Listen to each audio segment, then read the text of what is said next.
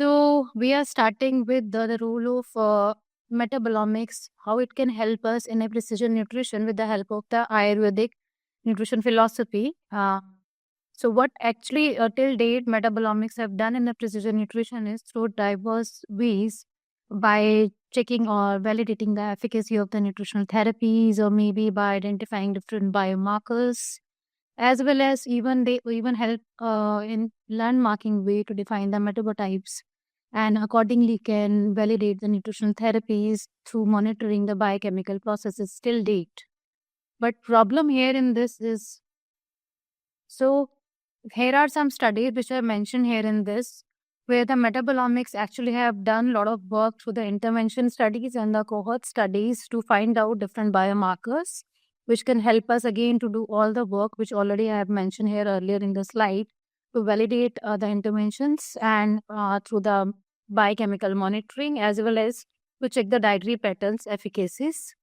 So I'm not going in detail about these studies. This is just a overview of what till date have been done in the metabolomics field in conjugation with the nutrition. But still, we are not having very concrete results even after all these researches, even after all these studies. Why? The reason is that there are certain challenges which we are facing right now. That is, the nutrition itself is made having a lot of food components involved in that, and the food components, it's very difficult to comprehensively enumerate all these food components. Plus there are different responders as well as a non-responders. Because of this, a lot of inter and intra individual variability in the phenotypes there. So there is another factor, that there's a lot of exposome variations, or the stress we are encountering with, whether the genetics or the gut microbiota changes happening due to environmental changes, or there are different kind of gene expressions or the phenotypic changes in the gender as well as. So there are multiple interactions between other factors also interplaying while we have to prescribe the diet to different people. So we are not able to get very concrete and very precise nutrition relevant for different manage the different prognosis of the diseases.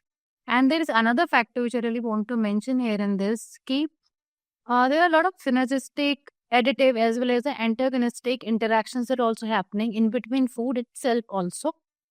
So obviously, we still are delving into what are the different food components are having different impact on different pathophysiologies, or maybe the different phenotypic changes happening inside the body. So obviously, this is the thing which we are last considering, the synergistic, additive, and antagonistic interaction happening. Where this is again adding the another layer of the complexity in the nutrition research as well as the clinical interventions. We were actually talking about the challenges which we are facing in contemporary nutrition field.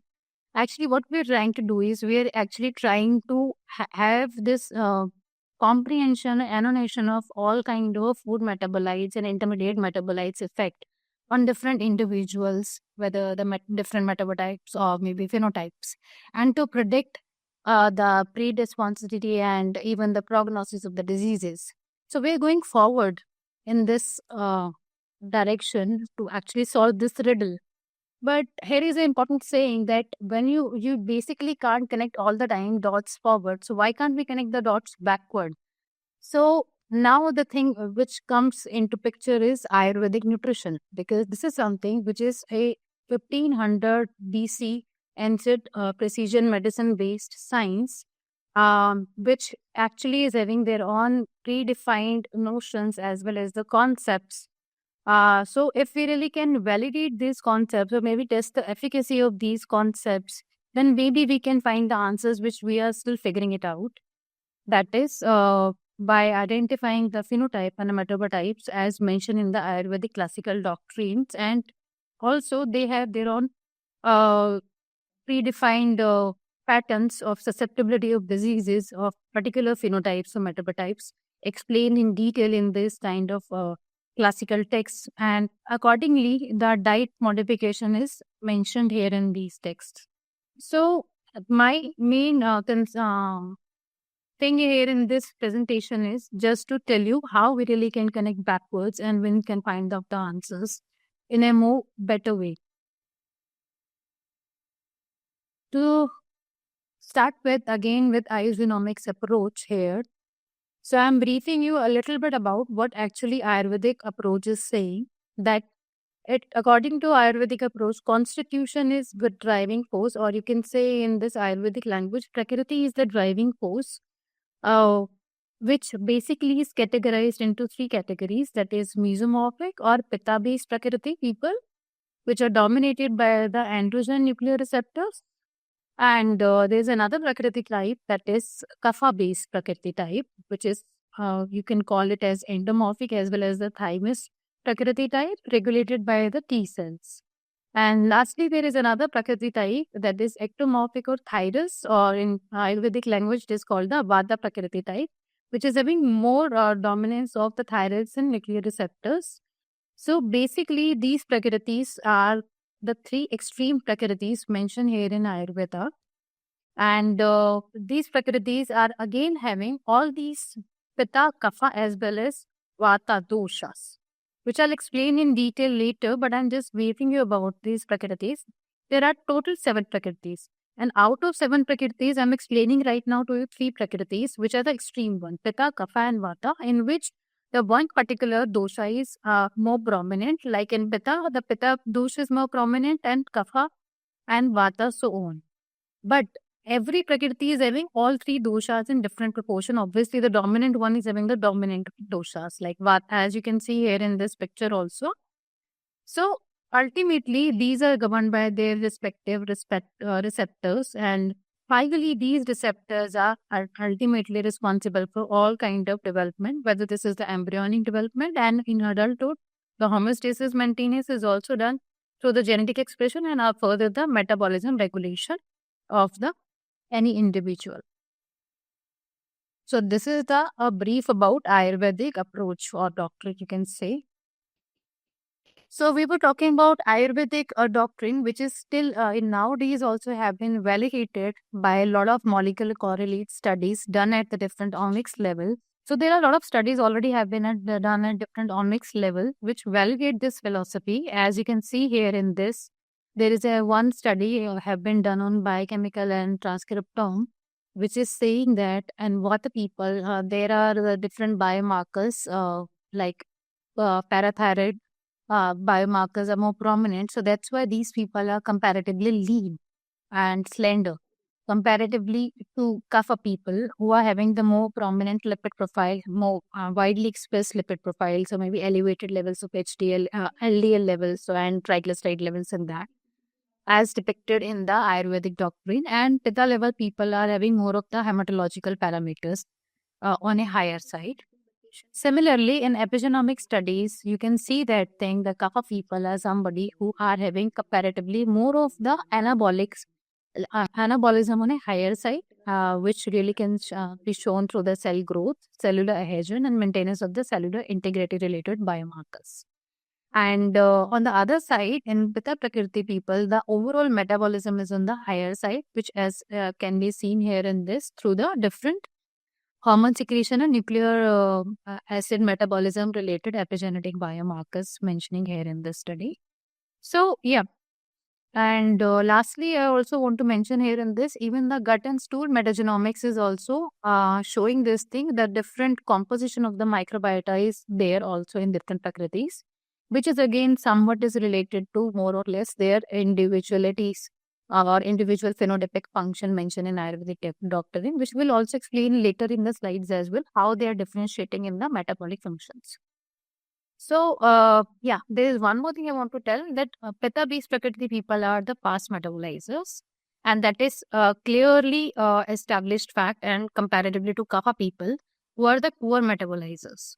So, you can see there are certain category of people who are a very well built, medium built, but masculine structures, and they are not very prone to gain weight easily. Why? Because they are the fast metabolizer. Unlike the Kapha people who are a little stout and plump category people who easily gain weight because of their poor metabolism. So, which is also have been established here in different studies. So, That is one aspect. That is a constitution of Prakriti aspect, which I already been deliberated till now. The another aspect which briefly I have mentioned there in this is doshas. So here again, I'm briefing about doshas. Is doshas are again, as I told you, Vata, Pitta, and Kapha. There are three doshas mentioned in Ayurveda. That means they are depicting a different chemical uh, composition in terms of constitution and phenotypic or body composition. Like Pitta people comparatively are having that kind of chemical composition on a higher side, which is governing the metabolism, digestion, thermoregulation, as well as immunity. That means they are having the more developed or more expressed immunity, immune system, as well as the metabolism related composition, chemical composition on a higher side, or the digestive system is more developed comparatively to the Vata people who are having more of the signaling network, more diverse and more developed signaling network, while the Kapha based people are having more of the anabolic or maybe structure based system in a more prominent way. So that's why their composition is different as well as their metabolism is very different, and their requirements also are accordingly different. So we really can't go a one-stop shop for all kind of people to do one kind of intervention in terms of dietary intervention or maybe pharmaceutical intervention. So we really have to be very specific about the chemical or biochemical composition of the individuals and to give the interventions accordingly. Herein, there is another differentiating genome-wide expression study, which I really want to mention here in this for males on the left side and for the females mentioned here in the right side. As I've explained earlier now, like Vata people are comparatively having more of, uh, you can say, transport and communication related metabolism pathways are on a higher side, which is showing here in this study like overexpressed genes are shown here in this in red or maybe the dark black marker. As you can see here on left side, Vata people are having transport and communication related pathways on a dominant side or overly expressed, while then the cellular biosynthesis or purine salvage or the ribonucleotide biosynthetic pathways are more expressed in the Kapha people side. And as you can see here in this regulation of cellular and physiological processes, the cellular homeostasis or DNA damage management, as well as you can see here, immune response is overly expressed in the Pitta people and down regulated in the Vata people.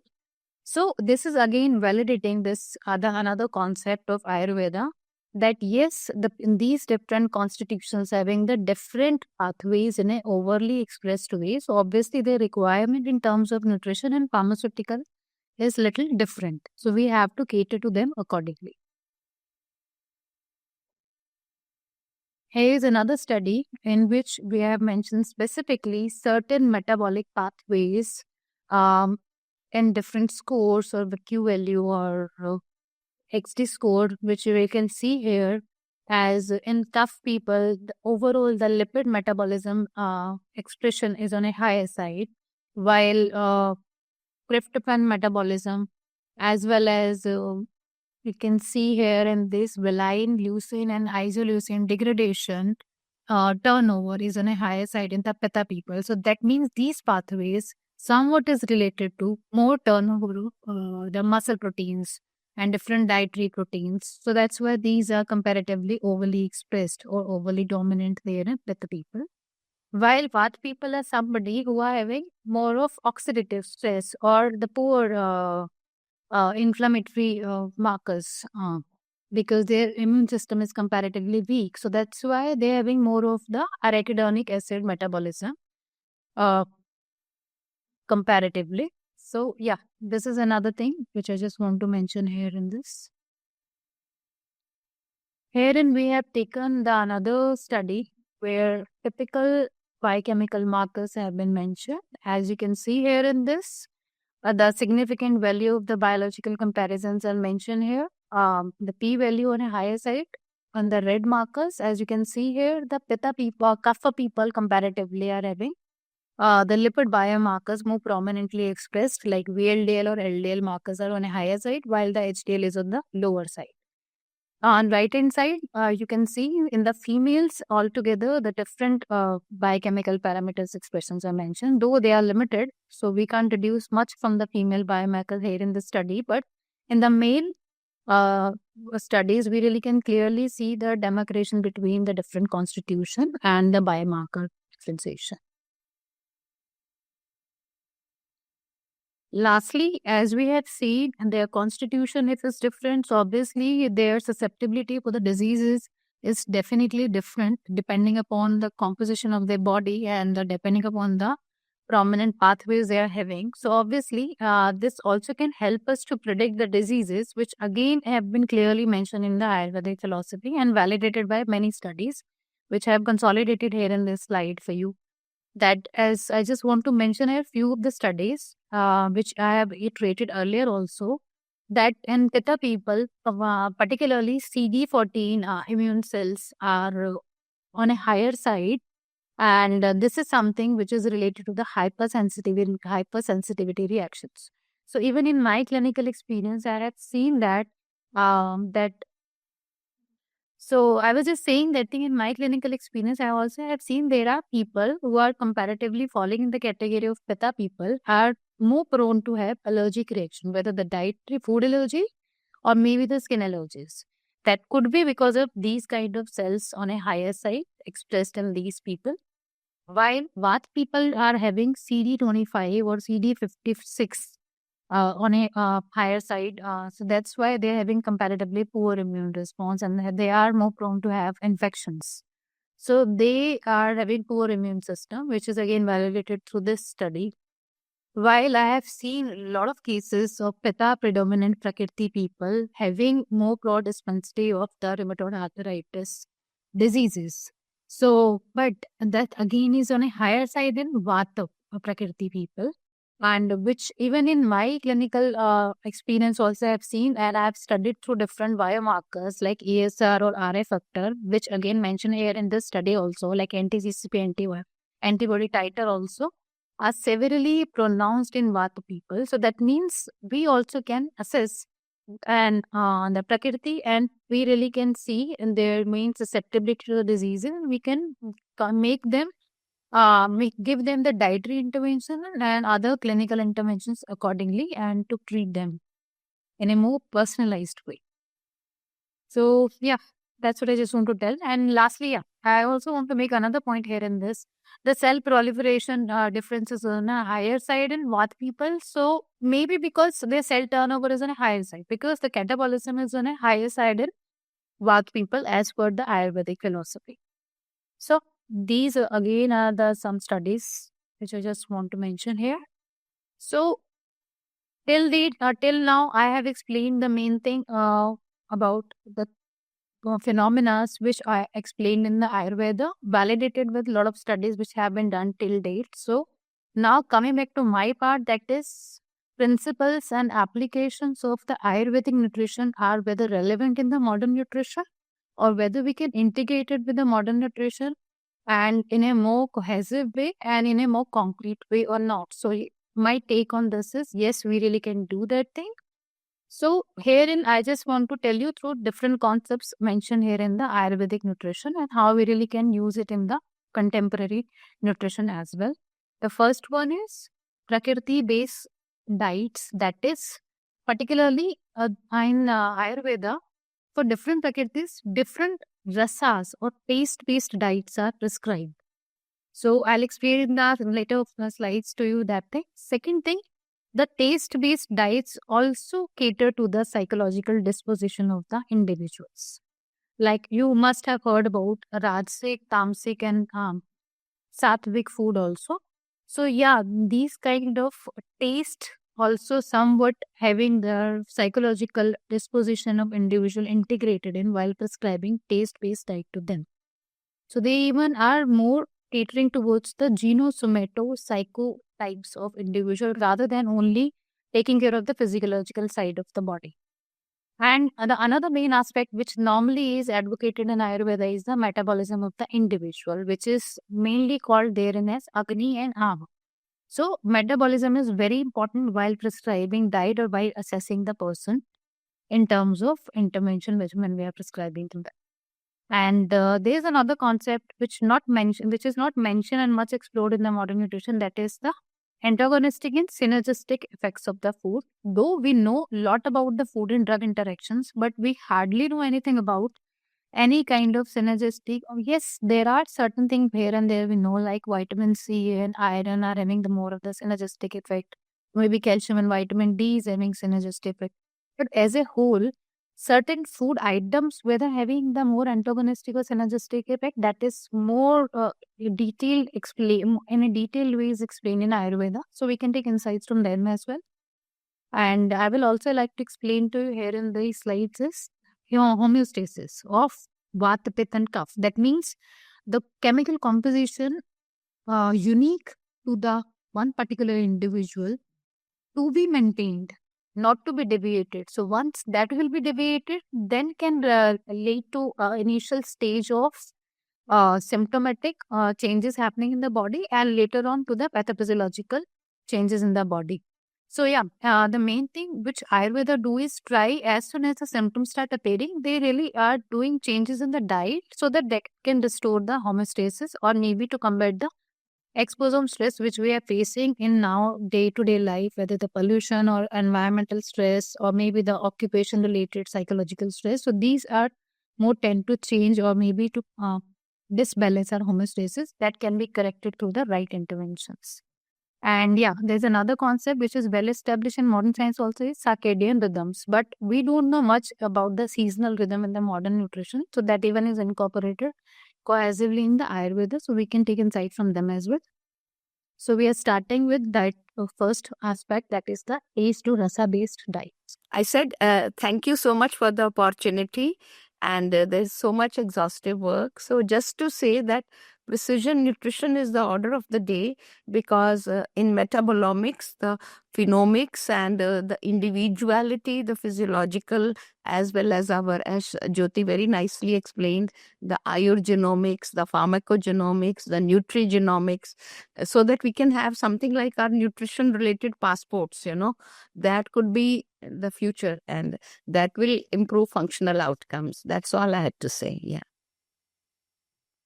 Yes, Bishu, because these nurture from the early age practices, they are part of our imprinting in our food areas, our satiety area. So this is where a cross validation and a cross referral of the modern medicine and Ayurveda, that is how we are blending and bridging the barriers between two. And this should come out as a scientific validation. This is the work we are doing. So Indians have been more exposed to coarse cereals, to probiotics naturally in our kitchen foods, as well as to culinary spices. Precision nutrition is the buzzword, and that is the future. That's a game changer. Thank you for the opportunity.